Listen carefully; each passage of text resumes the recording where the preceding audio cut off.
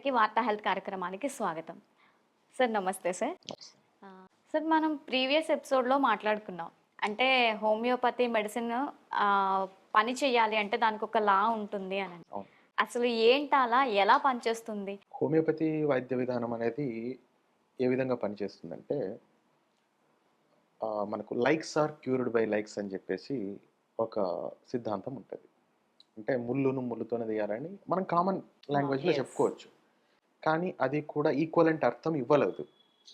దానికి సరైన అర్థం ఏంటంటే, ఒక శరీరంలో ఒక రోగం అనేది ఒకటి ఉన్నదనుకోండి. దానికన్నా అతి పెద్ద రోగాన్ని హోమియోపతి క్రియేట్ చేస్తది. శరీరంలో ఉన్న రోగం కన్నా అతి పెద్ద రోగాన్ని క్రియేట్ చేస్తది. క్రియేట్ చేస్తది. అంటే ఉన్న రోగాన్ని పెంచుతది. ఉన్న రోగాన్ని పెంచదు. పెంచదు. ఉన్న రోగానికి సంబంధం లేదు. సంబంధం లేదు. దానికన్నా అతి పెద్ద రోగాన్ని క్రియేట్ చేస్తుంది. గీత పక్కన పెద్ద గీత గీయడం. ఈ చిన్న గీత ఇప్పుడు గీత పక్కన పెద్ద గీత గీస్తే దానికన్నా ఇది పెద్ద గీత అయితది కదా! అవును. చిన్న గీతను పట్టించుకోంగా. పట్టించుకోరు. అయితే ఇక్కడ జరిగేదేంటంటే, శరీరంలో రోగానికి సంబంధించి మన ఏదైతే రియాక్షన్ ఉంటదో, అదే గదా మనకు సైన్స్ అండ్ సింప్టమ్స్ ద్వారా మనకు బయటికి తెలుస్తుంటది. దాని దాని ఆధారంగానే అవన్నీ వచ్చినాయనే మనం మందులు వాడుతుంటాం. అవును. సో, ఆ శరీరంలో అది రోగం ఏదైతే ఉంటదో, రోగం అని చెప్పబడేది, దానికేం జరుగుతదంటే, అటువంటి రోగ లక్షణాలు ఉండే కృత్రిమమైనటువంటి మరొక రోగాన్ని హోమియోపతి పుట్టిస్తది. ఓహ్! పుట్టించడం ద్వారా అంటే సేమ్ దానిలాగే ఉండే ఇంకొక రోగం ఆ! ఆర్టిఫిషియల్‌గా. ఇంకొక రోగాన్ని పుట్టిస్తది. శరీరం ఏమనుకుంటదంటే, చిన్నోడితో తర్వాత పోరాడదాం, పెద్దోడితో ముందు పోరాడదాం, వాడిని సఫా చేసేద్దాం, పక్కన పెట్టేద్దాం, వాడిని లేకుండా చేద్దాం అనేసి, ఆ పెద్ద రోగానికి సంబంధించి శరీరం పోరాటం జరుపుతది. అంత పెద్ద దాని కోసం అతి పెద్ద ఆయుధాలు తయారు చేసుకొని శరీరం పోరాడడం వల్ల చిన్నోడు ఆటోమేటిక్‌గా అయిపోతాడు. ఇది కృత్రిమమైనటువంటి వ్యాధి అని ఎందుకు చెప్తున్నానంటే, ఇది సమయ నియంత్రణ కలిగినటువంటి రోగాన్ని మాత్రమే హోమియోపతి వృద్ధి చెందిస్తది. అంటే టైమ్ బీయింగ్ ఉంటది దీనికి. హ్మ్. ఈ మందులు హోమియోపతి మందులు రిపిటేషన్ ఆఫ్ డోస్ ఇవ్వడం ద్వారా ప్రతిసారి డోస్ ఇచ్చినప్పుడల్లా ఆ రోగం కనిపిస్తది. దానికోసం శరీరం అనేది పోరాడుతుంటది. ఈ చిన్న రోగం ఏదైతే ఉన్నదో అంటే నిజమైనటువంటి రోగం అది వెళ్ళిపోతది. ఇది హోమియోపతి మందులు పనిచేసే విధానం. జనరల్‌గా నేను విన్నా. హోమియోపతి మెడిసిన్ వాడే వాళ్ళకి ఏమవుతుందంటే, మేబీ ఇదే మెయిన్ రీజన్ ఏమో ఎవరు హోమియోపతికి వెళ్ళకపోవడానికి. ఈ అవేర్‌నెస్ లేకేమో మరి. మెడిసిన్ వాడినంత సేపు కూడా వాళ్ళలో ఉన్నది ఏదైతే ఉందో అది ఎక్కువైనట్టు అనిపిస్తదంట. ప్రతిసారి ప్రతి సందర్భంలో కాదు. కొంత సెర్టైన్ పీరియడ్ ఉంటది. అంటే వాళ్ళకి ఆ మెడిసిన్, ఆ డోసేజు, వాళ్ళ హ్మ్. అబ్జర్వేషన్ ఒక మంత్ పీరియడ్ ఉంటదంట హ్మ్. వాళ్ళకి. హ్మ్. సో, 2-3 మంత్స్ ఉండొచ్చు. అది హ్మ్. మీరన్నట్టుగా యాహ్! పర్సన్ టు పర్సన్ వేరుంటది. కొంతమందికి అదే. 1 మంత్‌లోనే చిక్కేస్తుందంట. కొంతమందికి టైం పడుతుందంట. ఆ! ఫర్ ఎగ్జాంపుల్ ఒకడొచ్చి మనల్ని కొట్టాడనుకోండి, లేకపోతే మనం ఒకడిని కొట్టామనుకోండి. వాడు 10 దెబ్బలో ఓడిపోతాడా? 5 దెబ్బలో ఓడిపోతాడా? So, yes. దీన్ని ససెప్టిబిలిటీ అంటారు. మీకు అర్థమయ్యే విధానంలో చెప్పాలంటే. అట్లనే మనకు ఈ హోమియోపతి మందు నుంచి వచ్చే ఏదైతే మీరు హోమియోపతిక్ అగ్రివేషన్ అంటారు. డోసేజ్ ఆ! క్వాంటిటీని బట్టి ఉంటది. ఆ! తక్కువ, హై పవరా? ఇక్కడ కూడా మనం అబ్జర్వేషన్స్ అనేది గమనించుకోవాలి. 12 అబ్జర్వేషన్స్ అనేసి మనకు కెంట్ అబ్జర్వేషన్స్ ఇవన్నీ మనకు కొన్ని రకాలైనటువంటి ప్రిన్సిపల్స్ ఉన్నాయి. అంటే దీని రకంగా జరిగితేనే హోమియోపతిలో మనకు క్యూర్ జరిగినట్టు అని హోమియోపతిని కనిపెట్టినటువంటి వారు ఎవరైతే హనీమన్ కావచ్చు, లేకపోతే హోమియోపతిని డెవలప్ చేసినటువంటి వారు ఆథర్స్ ఉన్నారు. పెద్ద పెద్ద రైటర్స్ ఉన్నారు. వాళ్ళు కూడా ఆల్రెడీ ఏదైతే ఆల్టర్‌నేటివ్ మెడిసిన్ అనేసి హోమియోపతిని అనుకుని తర్వాత హోమియోపతికి వచ్చి హోమియోపతినే తమ జీవిత లక్ష్యంగా పెట్టుకొని సాగిన వాళ్ళున్నారు. గతంలో అల్లోపతిలో ఉండి వాళ్ళల్లో క్యూర్ అనేది లేక ఇటుపక్క హోమియోపతిలోకి వచ్చి దీన్ని వృద్ధి చెందించినటువంటి వాళ్ళున్నారు. వాళ్ళు దీనికంటూ ఒక సూత్రాలను నిర్ణయించి పెట్టినారు. హ్మ్. ఏది హోమియోపతి ప్రకారం క్యూర్ అంటే నయం ఏ విధంగా అయితది? దానిలో మొదటగా మనం చెప్పుకోవాల్సింది ఆహ్, కెంట్ ఈ 12 అబ్జర్వేషన్స్ ఇవన్నీ మనం చూసుకుంటే హెర్రింగ్స్ లా ఆఫ్ క్యూర్ ఏదైతే ఉందో దాని ప్రకారం రోగం అనేది హోమియోపతిలో నయమైతది. హ్మ్. ఏ విధంగానంటే అబోవ్ డౌన్‌వర్డ్స్ అంటే పైనుంచి కింది దాకా. ఫస్టు మెయిన్ ఏది మనకు తల గదా! తలకు సంబంధించినటువంటి రోగ లక్షణాలు మొదట తగ్గిపోతాయి. ఆ కాళ్ళు వీటికి సంబంధించినటువంటి రోగ లక్షణాలు లేట్‌గా తగ్గుతాయి. హోమియోపతి మందిచ్చిన తర్వాత. అట్లనే విదిన్ అవుట్‌వర్డ్స్ అంటే మొట్టమొదట అతి ఎక్కువ ఇంపార్టెంట్ ఆర్గాన్స్ ఏవైతే ఉంటాయో వైటల్ ఆర్గాన్స్ అంటారు. శరీరం కిడ్నీలు కావచ్చు, ఇవన్నీ లోపల ఉన్నటువంటి గుండె కావచ్చు, ఇంగా ఇవన్నీ గూడా. వాటన్నిటి నుంచి బయటికి చర్మం వైపుగా కొంతమంది అంటుంటారు హోమియోపతి మందులు వేసుకుంటే మాకు చర్మం మీద ఇది ర్యాషెస్ వస్తుంటాయి, హీట్ అవుతుంది, లేకపోతే నాలుక మీద నంజులు వస్తున్నాయి, ఇవన్నీ ఎస్. అంటారు. సో ఇవి వచ్చినా తప్పేం లేదు. అంటే మీకు కొన్ని రోజుల తర్వాత అవన్నీ తగ్గిపోతాయి ఆటోమేటిక్గా. So reverse order of appearance of symptoms. మీకు ఒక దీర్ఘకాలిక రోగం ఉందనుకోండి, దానికి సంబంధించిన రోగ లక్షణం అనేది చివర్లో తగ్గుతుంది. యెస్. ఇది నేను విన్నా. బాగా ఇప్పుడు మీరు సివియర్గా చెప్పిన ఉంది. ఏ సింప్టమ్స్ అయితే ఉంటాయో అవన్నీ చాలా వరకు వస్తాయంట. వాళ్ళ యా దీన్ని బట్టి. యా కొన్ని కొన్ని బయటకొస్తూ ఉంటాయంట. ఆ, ఇది మీరు ప్రైమరీగా అర్థం చేసుకుంటే, ప్రాథమికంగా ఇది కనుక మీరు అర్థం చేసుకున్నారంటే, హోమియోపతి మందు ఏ విధంగా పనిచేస్తుందో మీకు అర్థమైపోతుంది. మీకు ప్రతిసారి హోమియోపతి వైద్యుడిని మార్చాల్సిన అవసరం అయితే రాదని నేను అనుకుంటున్నాను. ఎందుకంటే దాదాపు ప్రతి హోమియోపతి వైద్యుడు 99% అంటే 1% నేను వదిలిపెడుతున్నా. ఎందుకంటే allopathic way of homeopathic medicines usage అనేసి ఒకటి కాన్సెప్ట్ ఉంది.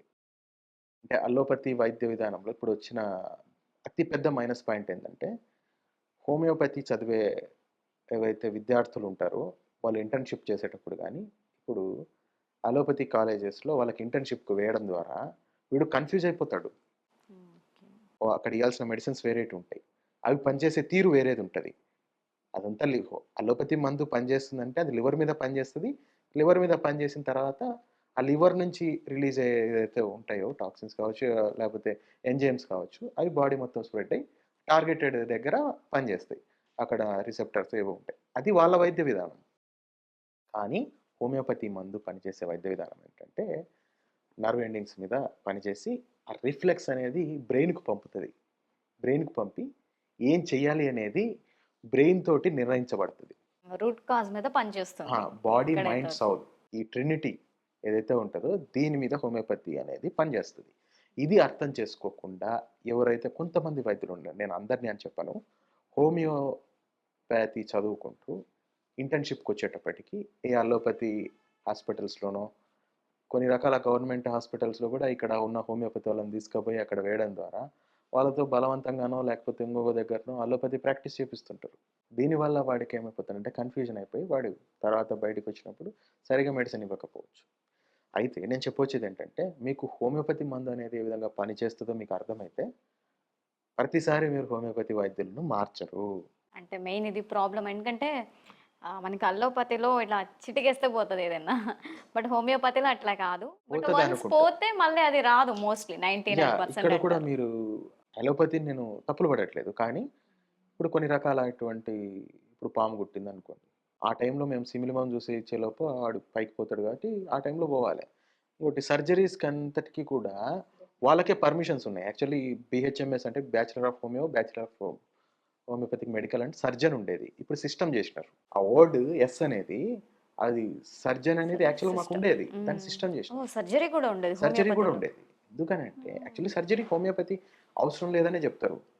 అదే హనీమన్ చెప్పేటప్పుడు మోస్ట్‌లీ బాడీ మీద కత్తి ఘాటు పడకూడదు అంటారు. ఎందుకంటే గాడ్ బట్ గిఫ్టెడ్ బట్ సిట్యుయేషన్‌లో బాడీ మనం గదా! ఏం చేయలేము. ఇప్పుడు మీరన్నట్టు హానిమన్ యాక్సిడెంట్స్ అవన్నీ ఆ! వస్తాయి. మాకు ఎవరైతే హోమియోపతి పితామహుడని హానిమన్ చెప్పేదేంటంటే, గాడ్ గిఫ్టెడ్ బాడీని నువ్వెవడురా ఓపెన్ చేయడానికి అని ఆయన చెప్తాడు. అంటే అది 100% కరెక్ట్ కాకపోవచ్చు. కాకపోతే ఏంటంటే, సర్జరీ అనేది అది ఏ వైద్య విధానానికి సంబంధించింది కాదు. అదొక టెక్నిక్. కానీ అది మాకే ఉండాలి. మా వైద్య విధానంతోటే ఉండాలి అని కొంతమంది వ్యవస్థలను మేనేజ్ చేసుకొని కొన్ని రకాల ఫార్మాస్యూటికల్ కంపెనీస్ గావచ్చు, లేకపోతే కొన్ని రకాల వ్యవస్థలు కార్పొరేట్ వ్యవస్థలు గావచ్చు, సర్జరీ అనే దాన్ని కొంతమందికే ఇది చేసుకున్నారు. ఈవెన్ ఆయుర్వేద వైద్యులు గూడా సర్జరీస్ చేస్తున్నారు గదా!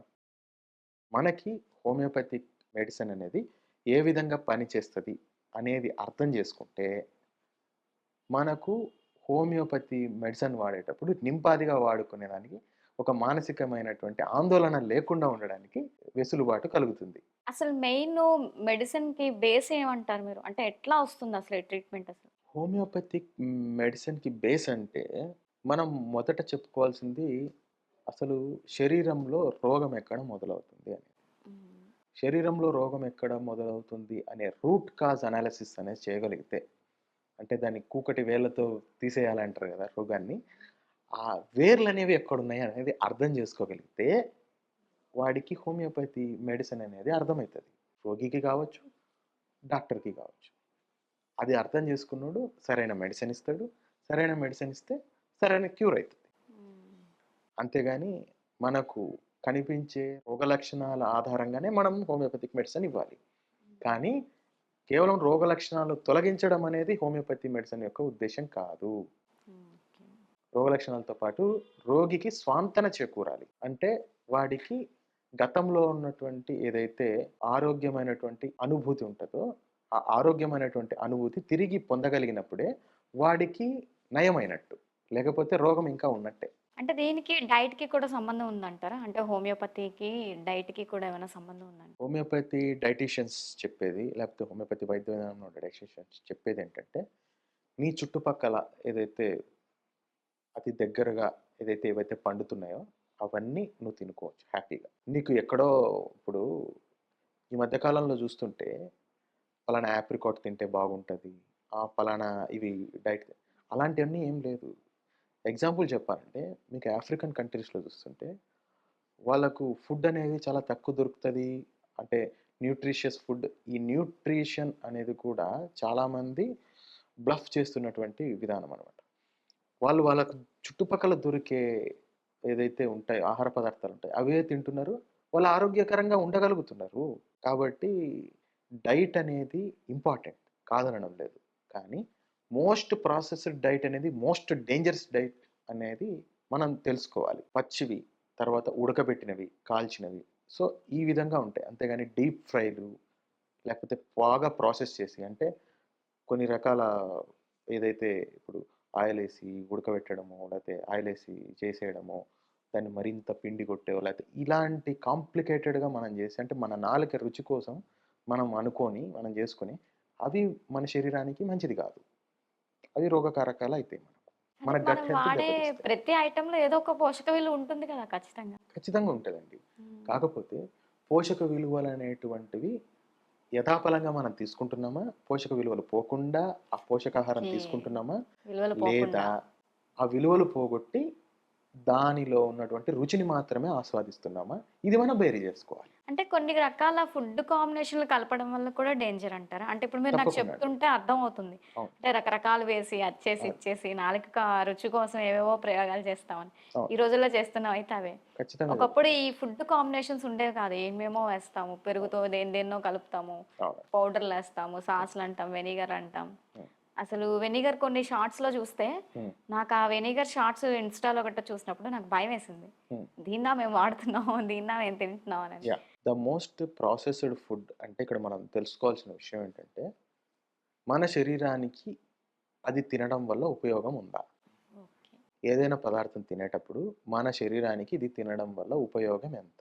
ఇది మనం బేరీజ్ వేసుకొని తింటే మనకి ఎటువంటి రోగాలు రావు. పర్టిక్యులర్‌గా ఇది తినండి, ఇది తినొద్దు అని చెప్పడం లేదు కానీ, హోమియోపతి మందులు వాడే సమయంలో మాత్రం కొన్ని రకాలైనటువంటి ఆహార పదార్థాలను కొంతమందికి అంటే అన్ని రకాల వ్యక్తులకు కాదు, కొంతమందికి పడవు. హోమియోపతి మందులు గూడా పనిచేసే సమయంలో కొన్ని రకాలైనటువంటి వాసనలు, కొన్ని రకాలైనటువంటి పదార్థాల సేవనము, కాఫీలు కావచ్చు, టీలు కావచ్చు, లేకపోతే అగరబత్తీలు కావచ్చు, ఇవన్నీ వాడుకోవడం ఈవెన్ కర్పూరం నిషిద్ధము. స్మెల్ కూడా ఆ! చాలా మందికి క్యాంఫర్ పడదు. అనేది క్యాంఫర్. ఆ! ఎందుకు పడదు అనంటే, హోమియోపతి మందుల వల్ల గూడా సైడ్ ఎఫెక్ట్స్ ఒస్తాయి. అది మీరు గమనించుకోవాలి. సైడ్ ఎఫెక్ట్స్ ఉంటాయి. Side zero effects side effects ఉంటాయి. అంటారు కదా సైడ్ హోమియోపతి. ఎఫెక్ట్స్ ఉంటాయి. కాకపోతే ఆ సైడ్ ఎఫెక్ట్స్‌ను నియంత్రించవచ్చు, తీసేయొచ్చు. అది ఓకే. బాడీ మీద తీవ్రతరమైనటువంటి ఎఫెక్ట్ చూపవు.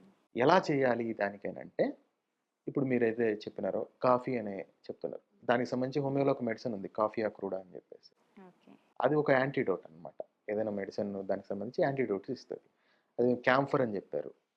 కర్పూరం. కర్పూరానికి సంబంధించి ఒక మెడిసిన్ ఉంది. అది గూడా హోమియోపతి మందులకు సంబంధించి కొన్ని రకాల మందులు ఎక్స్‌ట్రీమ్ డోస్ అయిపోతే దాన్ని యాంటిడోట్ జేయడానికి పనికొస్తాయి. అలోపతి మందులు తీసుకోవడం వల్ల ఇబ్బందులు జరిగితే నక్స్వామికా అని ఉంది, ఆర్నికా అని చెప్పేసి ఇట్లా చాలా చాలా మెడిసిన్స్ ఉన్నాయి. అవేం చేస్తాయంటే వాటికి సంబంధించిన నెగెటివ్ ఎఫెక్ట్‌ని తీసేస్తాయి. ఓకే. నల్లిఫై చేసేస్తాయి.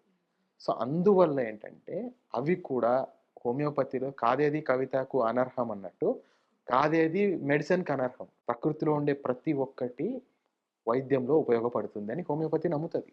ఈవెన్ మన లాలాజలం ఉపయోగపడతది. దాంట్లో కూడా చాలా ఆ! ఉంటాయని అంటారు.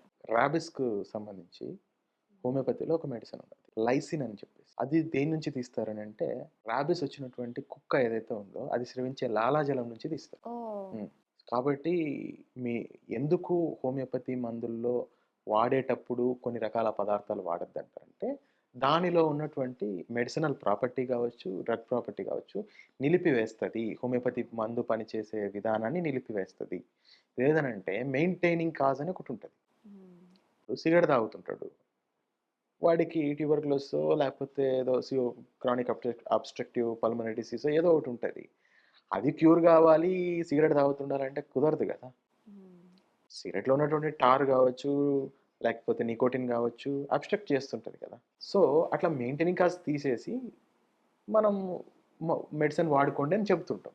హోమియోపతి దగ్గరికి వెళ్ళగానే హై ఎక్స్‌పెక్టేషన్స్ అన్నమాట. అంటే ఆ! వెంటనే తగ్గిపోతుంది. హ్మ్. కానీ చాలా వేరియేషన్ ఉంటది. ఆ వేరియేషన్ ఏంటి? ఎందుకుంటది? హ్మ్. దానికల రీజన్స్ ఏంటి? కారణాలేంటి? అనేది చాలా చక్కగా ఎక్స్‌ప్లెయిన్ చేశారండి. Thank you sir. Thank you.